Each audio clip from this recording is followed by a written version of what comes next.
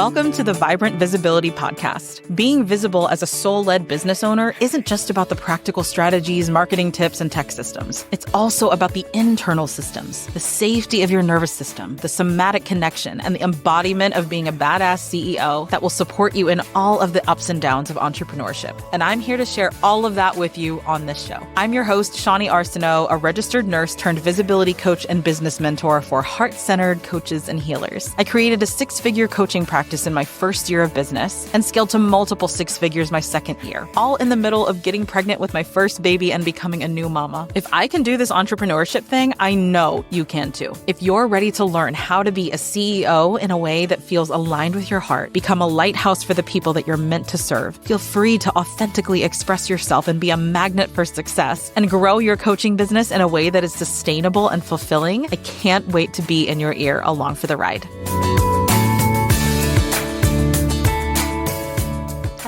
Hello, my friends. Welcome back to the podcast. I have a really fun topic to talk about today. I made a reel about, maybe a couple weeks ago on some things inside of the online coaching space that give me the absolute ick. And I got a lot of really hilarious responses from people. And I figured I'd just go into those a little bit deeper and do a podcast episode on it. So to kind of start things off here, these are things that are just like a personal preference for me. These are things that may not bother you. So just keep that in mind. These are absolutely 100% my own opinions. But I do find that if you are a heart-centered coach who really wants to build your business on genuine connection, on heart-centered growth strategies, and just really, really honoring the human experience and being real, these may resonate with you too. The online coaching space is filled with so many amazing opportunities, but if we're going to be real, some of the trends, some of the sales tactics out there just really don't sit right with me. And today we're going to talk about them. We're going to unpack some of them. We're going to break down the biggest icks that I personally find in the coaching industry and why I don't think they actually help anyone, especially if you're trying to build a business that is really genuine, authentic, heart-centered. And most importantly, I'm also going to talk about what to do instead of these things. Now we know what we don't want, and then we can talk about actually what we do want and how we do want to show up in our businesses so that you can build a coaching business that actually feels good and gets real results. So if you're tired of like the toxic marketing, the sales manipulation, the unrealistic flexes, this episode is for you, and I'm excited to get into it. Okay. The thing that I want you guys to learn from this, the thing that I want you to walk away with, there are so many common marketing tactics out there that do feel manipulative, that feel misleading, or just like flat out fucking weird, right? And the real truth that I want to uncover here is what's actually behind some of these coaching trends and a better, more ethical way to do business that actually helps people and that allows your business to be sustainable in a really non-icky way. I'm sure many of you could probably think about someone who has slid into your DMs or connected with you online in some way, and it just felt wrong. Like it just felt icky. It feels weird. I can still remember like one of the very first business coaches that I interviewed. I didn't end up actually signing for her offer, but whenever I got on a call with her, it had such a weird energy. It felt very rehearsed, very icky, very strange, very high pressure, and like I said, a little bit manipulative. And I mean, I didn't end up investing in her container, and I'm so glad I didn't, because ever since then, I have just heard multiple complaints of people that have hired her. And I'm not gonna say names. This isn't like one of those. I want to give an example of like what ick feels like, and encouraging all of you to actually like really trust your intuition whenever it comes to hiring support for your business. So first ick that I want to talk about is the 100K in 2 months marketing lie, right? Like if you've ever seen people in their social media content that talk about how fast they've made six figures or whatever. It really bothers me. It really bothers me whenever people say that, because most of the time, they're not giving context. They're not giving context for how long it took. Were they in business for years before this really big win? Like, it often relies on also, like, a lot of privilege and audience size, like, a lot more exposure, like, unfair advantage that a lot of new coaches don't have, or external factors that aren't exactly repeatable, right? It creates this unrealistic expectation for new coaches. So if you're out there seeing people talk about how fast they've created 100K, like, or, how fast they've gotten to XYZ, revenue milestone or whatever, just know that there is so much context that is likely not there. Right. And whenever I talk about making 100K in my first year of business, there were a lot of factors to that, right? Like, yes, it was my own growth in my selling skills and whatnot, but I also had external opportunities. I also did contract coaching for a couple of other companies, right? Like, that was a part of my income stream. I had multiple income streams that first year. And so, like, I'm really upfront about that. And you can tell whenever somebody isn't being upfront about it. They're like gatekeeping information. And a lot of times it's really sneaky. A lot of times you don't really realize that they're actually gatekeeping information. So you do have to kind of trust your intuition whenever it comes to that kind of stuff.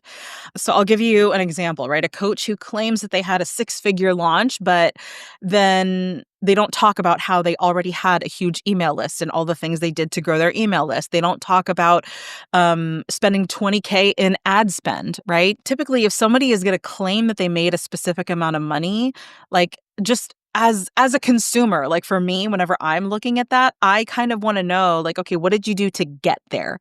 Like, don't just talk about you making 100K. Tell me what you did to get there. And then it just causes, like, I can see the pattern of, like, that kind of messaging being out there in the social media world. And then a first year coach is going to sit there and consume that content and compare themselves to someone who is at year 5 in their business, and then it makes them feel like a failure, right? So there's patterns there, and I can see why that marketing works and why it exists. It's just it doesn't land with me. It makes me feel gross. I don't like it. So here's what to do instead, right? So if you're talking about a financial win, right? Sharing the context whenever you're talking about your money wins, right? I made 200K, but here's the full picture, right? Whenever I talked about my group launch from last year, I think that was like a 27K launch. And I talked about how immediately before I launched that, I tried to launch a retreat that totally flopped. And whenever I processed my own emotions about that flopped retreat, it opened up so much more energy for me to be able to actually make this group launch successful. And launching it felt easy. And I had so many conversations. And I talked more about the details of, like, what happened to lead to this amazing 27K launch. And so that's what I want you guys to think about whenever you are sharing any kind of financial wins, any kind of money wins. It does feel really tacky and weird whenever you put a money win out there and don't, like, have any context for it, right? Like, people are just supposed to trust that, like, oh, I made, like, X amount of money out of nowhere. Like, it was magic, you know? So focus on that, on really sharing the context and being upfront about what your success looks like, because then that also creates a lot of trust between you and your audience. If you are a health coach or a weight loss coach, um, and you're going to be sharing really tangible wins, like how many pounds your clients have lost. People want context for that. People want to know, okay, what was the process to get this client from here to here?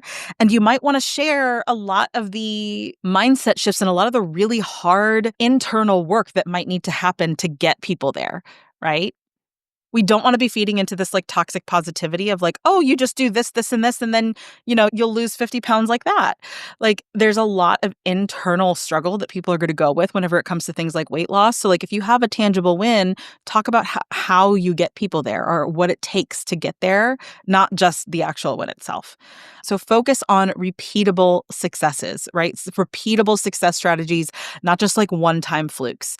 People are really intrigued by whatever success you're presenting to them, whatever tangible success you're presenting to them, but they also want to know how to get there.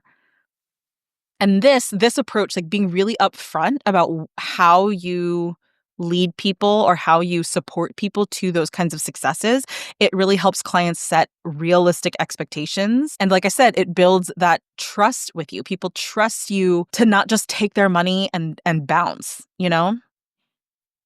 So when you see income wins online, or whenever you see like more tangible wins online, income wins, weight loss wins, like any kind of numerical data, do you ever pause to ask yourself, okay, what's the full story behind this? Ick number two, oh my God, I get all of the physical sensations. Like I have a somatic experience, like a negative somatic experience whenever I hear this. I have so many past clients, I have so many potential clients that come to me and say that they had a call with another coach that pressured them into investing or tried to pressure them into investing by throwing that if you really wanted it, you'd invest tactic. And oh my God, it makes me so fucking mad. Like it's straight up manipulation, right? It feels like false urgency. It makes clients feel shame for setting financial boundaries with themselves. Like, can we just normalize taking a pause before investing in something big? Like, coaching is not a cheap investment, at least like the higher ticket type of coaching. It's not cheap at all. It is such a big investment. And asking someone to invest thousands and thousands of dollars in coaching without honoring that there's some kind of pause there, uh, like, what? So this whole manipulation tactic, it honestly turns coaching into a pressure-based sale and not an empowering decision. And I hate that. It like boils my blood to hear past clients, current clients, potential clients say that they've had an interaction with another coach that's like this. And like my mama bear energy just like comes out whenever I hear this. Like I all I want to do is reassure you, whoever's listening to this, that you have permission to take a pause before you invest in like thousands of dollars of coaching. Permission, like let's normalize that, okay? Let's make that totally normal here. And I get that there is like a half-life of enthusiasm. I totally get that. And I'm a firm believer that if something is meant to happen, a good coach, a really heart-aligned, heart-centered coach is going to honor where you're at with your money story and still challenge you if it doesn't feel like the money isn't actually the resistance there. A really good coach is going to help you differentiate, am I actually financially safe to make this decision? Or is this not a financially sound decision for me to make right now? A good coach will help you differentiate that, and they won't pressure you into buying something or make you feel guilty for not investing. Like that's just, it's gaslighting. It's gaslighting. um, so I've had conversations with other coaches who um, got on a sales call with someone and they kind of walked away and felt like they didn't believe in themselves anymore because they said no to a high ticket coaching program. My hot take on this is the coaching program isn't going to be the thing that helps you make money. Right? That's relying on the container, relying on the coach, relying on the program to solve your problem or to wave the magic wand and fix all of your issues with sales and being visible and whatnot, instead of allowing you to take ownership of your own entrepreneurial journey. And so coaches who use these like intense sales tactics and ignore people's real financial situations, like, it's just not ethical to me. It's not ethical. So here's what I want you to do instead, okay? If you're wanting to build your business in a more heart-aligned way, normalize money conversations without guilt-tripping people, right? Normalize talking about this. I constantly tell my clients on sales calls or my potential clients on sales calls, listen, I don't really care if you work with me or not. I would love to work with you. Like, I want to work with you. That desire is there. I feel like we could do some powerful work together. But I also know that if you don't feel financially safe, financially secure enough to make this type of investment, it's not time, right? But I also want to offer here, like, what is the actual fear? Is it the fear of money? Is it the fear of spending the money? Or is it something else? And there's no right or wrong answer, okay? So just normalizing these money conversations. Money is a really touchy topic, and people are really weird about talking about money, and it does feel like a very vulnerable thing to talk about. But if we can just normalize talking about money the way that we talk about anything else, your potential client is going to feel really safe to have that kind of conversation with you, right? So offering just a conversation about what their mindset is with money and not guilt tripping them, not making them feel wrong for feeling whatever type of way they do about money. Like you can still have a really empowering conversation about money and challenging maybe some limiting beliefs that they have while still being very compassionate, very aware, a very safe space for that person. Right? So that's one way, normalizing those money conversations without making them feel guilty. The second thing you can do is offer multiple ways to work with you. This may take some time to build. I always tell my clients to really get good and systematize and scale one thing in their business before they move on to the next. But once you're really, really good and comfortable enrolling your one-on-one coaching clients, start to offer multiple ways to work with you. Maybe come up with a membership, maybe come up with specific types of payment plans, offer a lot of free content. I have so many different tiers of my business. I have a bunch of free stuff. I do a lot of workshops. I do a lot of live stuff. Like even in my content, I offer a lot of tips. Like these podcast episodes, I feel like I'm actually like coaching you guys right now, coaching and mentoring you. So come up with a lot of free content, have lower tiered, lower priced stuff. I have a membership too that like if people don't have the financial means to work with me in a one-on-one space, because my one-on-one spaces or even like my Vibrant Visibility program is a higher ticket investment, people can join my membership. People can go into my free Facebook community where I offer a lot of free information there. So offer multiple ways to work with you. And typically, if you have spaces for people to land, whenever they are ready, they trust you, they know you, they feel connected to you, and they're more ready to buy your higher ticket stuff whenever that time comes. If that time comes, they may never, which is totally fine. Let your potential clients make decisions without pressure, okay? Trust that they know what's best for them, and then also set some boundaries too, right? Like, for example, if you have, a certain amount of client spaces opening up, let your potential clients know, okay, I have spaces opening up here, and then set a really clear boundary and expectation for how to move forward. How long do you need to make a decision, right? Asking them very direct questions and empowering them to come to a full yes or no. If it's not a full body yes, it's a no, which is, again, totally fine. Like really, really helping people feel safe to say no. Okay, I don't think this is done in society at as much as it should be. And so the more you can be that safe space to really help people decide, actually, this is a no for me. Actually, this is a yes for me. And have it not be wrong either way. I promise you guys your conversion rates are going to go up. I promise. Okay, so a reflection question that I want you to think about in relation to this particular ick. Have you ever felt pushed into an investment that didn't actually feel right? Okay, and I want you to think about the circumstances of that situation. Like, what would you have needed to hear instead? In hindsight, what would have been the best way to go about making that decision? And just remembering that we never want to pressure people to work with us. Okay? We want it to feel in alignment. We want people to be excited to work with us. We want it to feel like the logical next step for people. And if you're sitting there telling people if you really wanted it, you'd invest, that is like totally taking the power out of their decision making. So keep that in mind as you navigate your sales calls, as you navigate the way that you propose to work with people. Just don't be gross about it. Okay, the next ick that I want to talk about is the overuse, and I'm guilty of this, the overuse of energetic alignment as kind of like a catch-all excuse.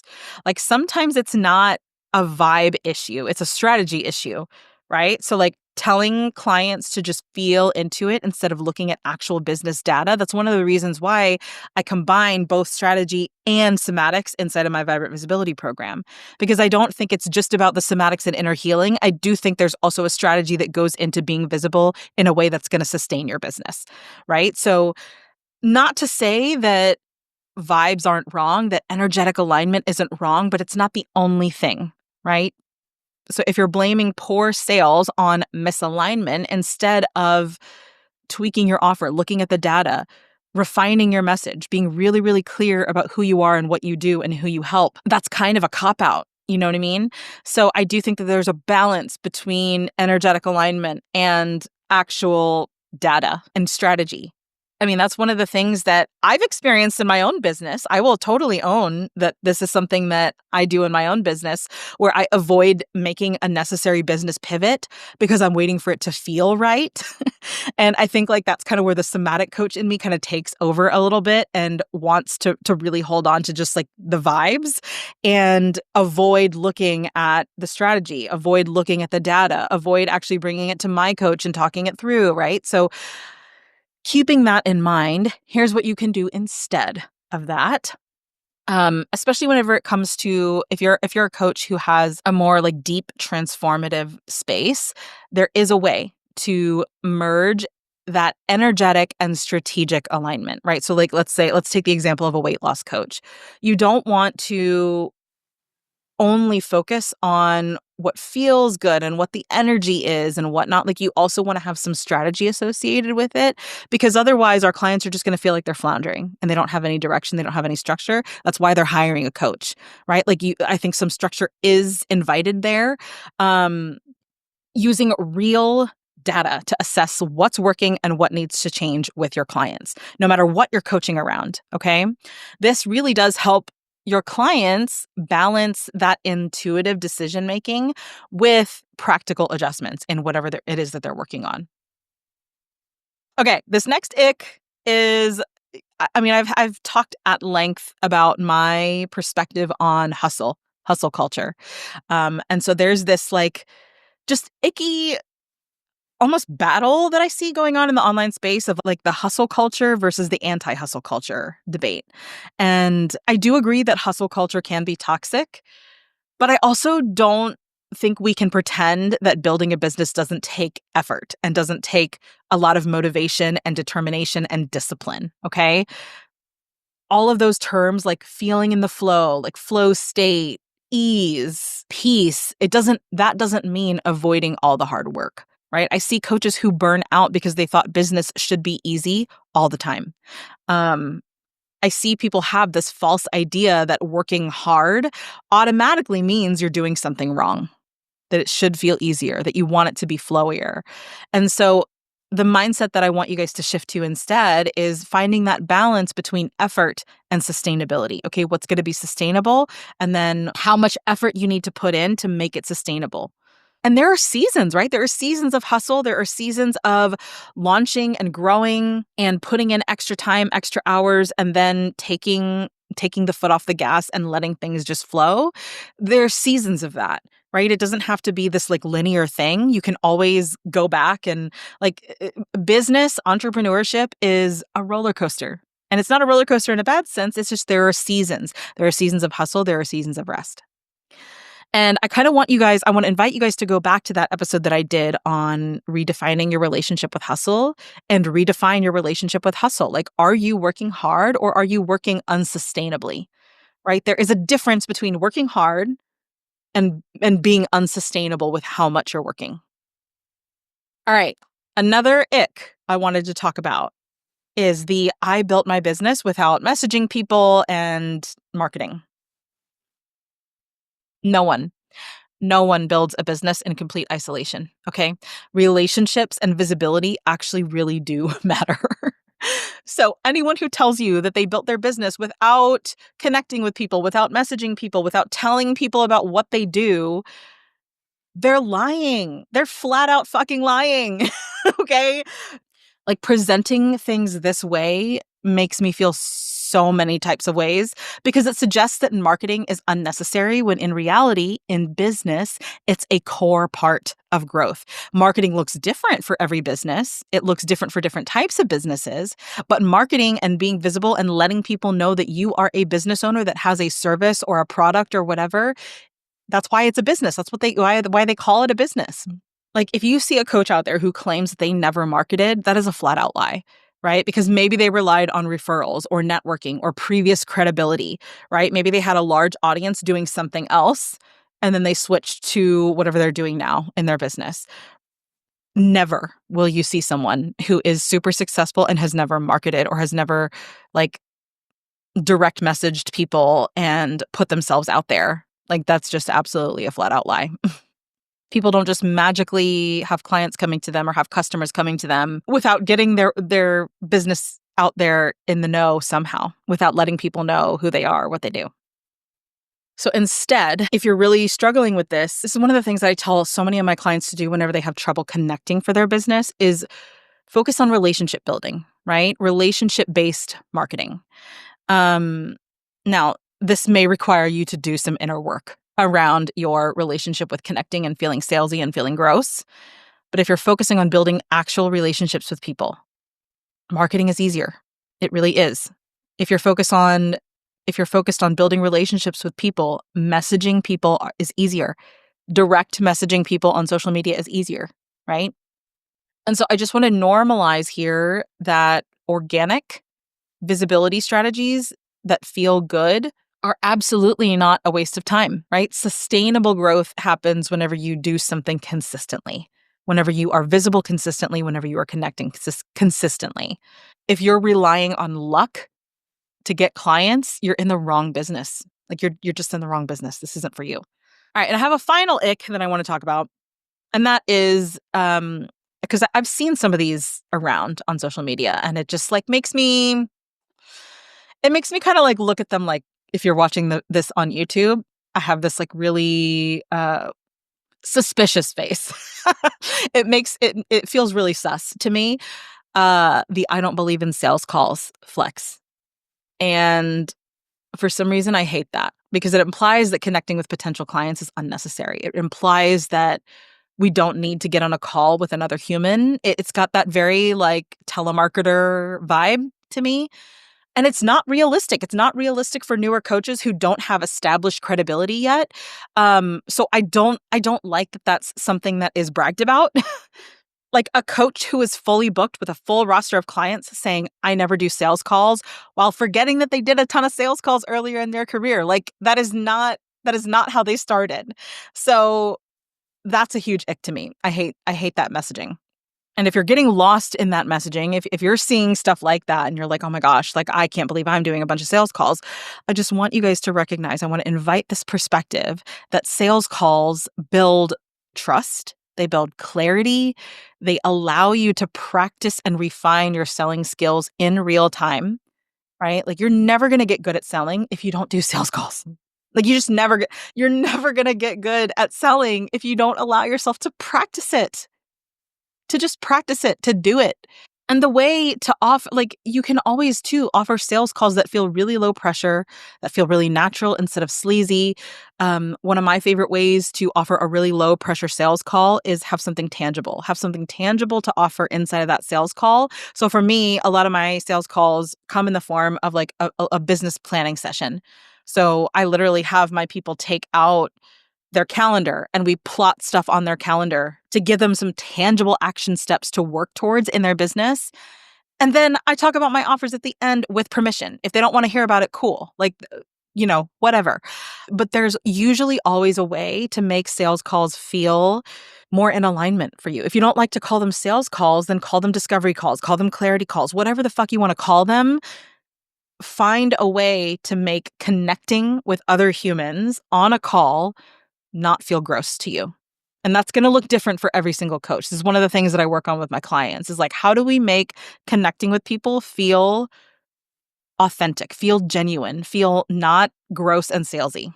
Because the actual act of getting somebody on a call itself is, at least if you're in the beginning of your business, it's unavoidable, man. It's unavoidable. It's something that we have to like learn how to get comfortable with. So how do we do that? How do we allow ourselves to get comfortable with it? And that strategy is going to look different depending on your personality type, depending on what you coach around, all types of things. This is why it's really important to have some kind of mentor. Now, if you don't love sales calls, that's fine, but make sure your content and the way that you are visible to people does the heavy lifting for you, right? So like if you're not a fan of sales calls, still you have to still be willing to do them, but then that just means that we're going to have to adjust your visibility strategy to do that heavy lifting and to create that connection with your audience, with your potential clients, right? And that way, by the time they do get on a sales call with you, it doesn't feel weird because you feel like you know each other really well. You feel really connected with each other. Okay. I probably have more that I could come up with, but I'm going to stop there for now and just kind of reflect on some of these final thoughts here. The coaching industry has so much potential, but there are some things that just don't sit right. There are some sales tactics out there that just feel really gross. And I want to invite you to differentiate yourself, right? I think whenever we get in the coaching space and we're bombarded with all of this marketing from other coaches, there are these trends that we feel like we have to follow. There are these practices, these protocols, or whatever, these strategies that we feel like we have to follow. And invitation for you, if a strategy or if a way of being visible, a way of connecting, a way of growing your business feels misaligned, you don't have to follow it. Like, you absolutely don't have to follow it. You are the CEO of your own business, okay? I feel like sustainable, value-aligned success comes from real strategies, ethical marketing, and really authentic, genuine relationships with people. And so if you ever start to feel a little bit removed from that in the coaching space, maybe go and follow, like search for and follow people, curate your feed to reflect what you actually want to see more of. I'm a big fan of this. I do this actually every quarter. And for those of you who are feeling like you're lacking some direction in where to go next, what to focus on, what strategy to follow, I would love to do a business planning session with you. They're 30 minutes. They're super low key, and they're actually kind of fun too. I've had a lot of really fun conversations with people and people who feel like, oh my gosh, this is really all I needed to do was just put stuff on my calendar and commit to it and have some kind of structure for myself. I would love to do a business planning session with you. I'm going to leave the link to the business planning sessions in the show notes. Share this episode with a coach who needs to hear it, because I do feel like the online coaching space is bombarded with this type of messaging that I talked about here on the podcast, and not enough of the opposite. And so if you share this with a coach friend, make sure you send me a message and let me know. I'd love to hear from you guys. All right. I hope y'all have a beautiful rest of your week, and I will see you next time. Bye. Thanks so much for tuning in today. If this was helpful for you, subscribe to the show to make sure you're always in the loop when a new episode is out. And I would love to invite you to join me in the free Visibility and Tech Support for Coaches community, where we hang out and chat about all things visibility, tech, systems, and heart-centered business building. I regularly share tips and tutorials and go live every now and then, and it's just nice to be in a community with other like-minded coaches and healers. So you can join this free space at alignwellco.com/community, and I can't wait to see you there.